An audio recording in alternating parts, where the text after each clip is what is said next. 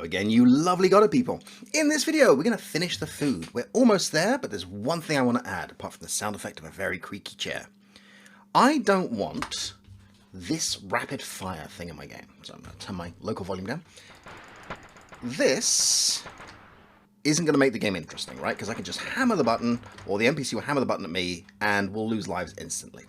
I want to put a limit on that. So in this video, we're going to finish the food by putting a limit on when you can fire. And the easiest way to do that is to go into our character scene. So I'm going to go through the player scene into the character scene. I'm going to add a timer. So Control A, I'm going to type in timer. And the wait time is going to be the time between shots. So I'm going to call this, you know what, timer is a good name. We need to make this a one shot, and I'm going to call this 0.5 seconds. So you can fire twice per second. I'm going to need to wire this in, so I'm going to go to Node, Timeout, and create a signal on timer timeout, and there it is. Awesome. Let's make a new variable. This is a variable called canFire, and I'm going to set that as true. On timer timeout, I'm going to reset canFire as true. You can see where I'm going with this, right? We have this function here called fire. I'm going to make a brand new function.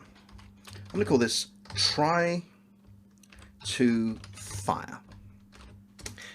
And it needs a colon, doesn't it? It's going to go like this. If canFire, which is the same as if canFire equals true, then fire canFire equals false, 1 equals, because I'm setting it.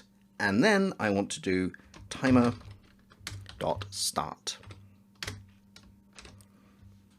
Okay, so now what I want to do is go into my player scene, and instead of doing fire, I'm going to do try to fire.